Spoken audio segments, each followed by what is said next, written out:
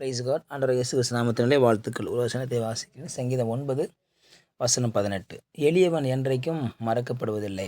The least will not be forgotten.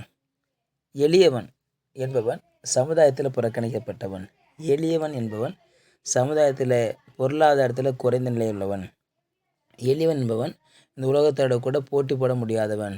எளியவன் என்பவன் பண கஷ்டப்படுகிறவன். எளியவன் என்பவன் ஒரு நல்ல வீட்டில் வாழ வசதியற்றவன். எளியவன் என்பவன் பொருளாதாரத்தில் பின்தங்கியிருக்கிறவன். எளியவன் என்பவன் ஒரு கூரை வீட்டில் வசிக்கிறவன். எளியவன் என்பவன் விரும்பினதை அடையாமல் போகிறவன். எளியவன் என்பவன் குறிப்பிட்ட இடத்தை தாண்டி போகாதவன். எளியவன் என்பவன் ஆடம்பர வாழ்க்கை வாழ தெரியாதவன். எளியவனுக்கு இந்த உலகமே வியப்பாய் காணப்படுகிறது. காரணம், எல்லோரும் எல்லாவற்றையும் அனுபவிக்கிறார்கள். எல்லோரும் எல்லாவற்றையும் செய்ய திராணி இருக்கிறது, ஆனால் எங்களுக்கோ இல்லையே என்று சொல்லி ஏக்கத்தோடு வாழ்கிறவர்கள் தான் எளியவர்கள் என்று சொல்லி சொல்லப்படுகிறது. இந்த பூமியிலே லட்சக்கணக்கான கோடிக்கணக்கான எளியவர்கள் இருக்கிறார்கள். Least people. உலகத்தில் ஜாதியில் தாழ்ந்திருக்கலாம், பொருளாதாரத்தில் தாழ்ந்திருக்கலாம், பண வசதியில் தாழ்ந்திருக்கலாம், வீடு வாசல் சொத்துக்களில் தாழ்ந்திருக்கலாம். இப்படி பல காரியத்தை சொல்ல முடியும். அவர்கள் தாழ்ந்திருக்கிறார்கள். இவர்களை எந்த மனிதனும் நினைப்பது கிடையாது. எந்த அரசியல்வாதி நினைப்பது கிடையாது. அரசியல்வாதிகள் அவர்களிடத்தில் வருவதெல்லாம் 5 ஆண்டுக்கு ஒரு முறை. எதற்காக? ஓட்டுக்காக. ஓட்டு போடுங்கள், உங்களுக்கு அதை செஞ்சிடறேன் இதை செஞ்சிடறேன் சொல்லி பொய்யாய் பேசுவார்கள்.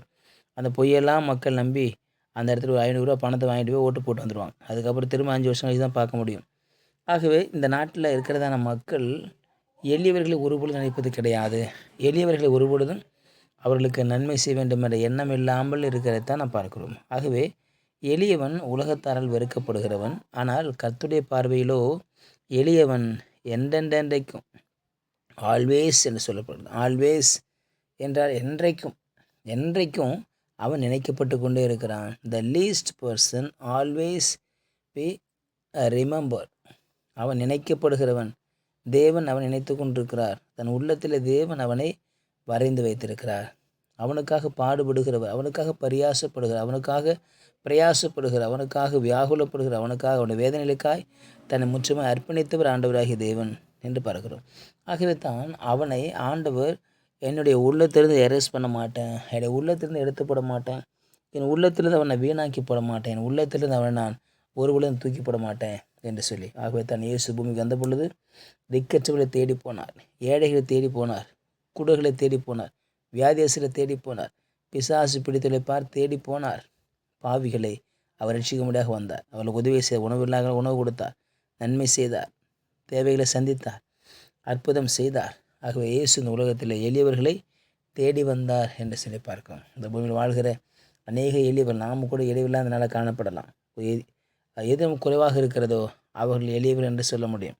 சமுதாயத்தில் போட்டி போட முடியல, பண வசதி இல்லை, பேங்க் அக்கௌண்ட்டில் பேலன்ஸ் கம்மியாக இருக்குது, ஒரு இடத்த வாங்க முடியல, ஒரு வீடு வாங்க முடியல, ஒரு இடம் வாடகை கிடைக்கல, சர்ச்சுக்கு இடம் வாங்க முடியல.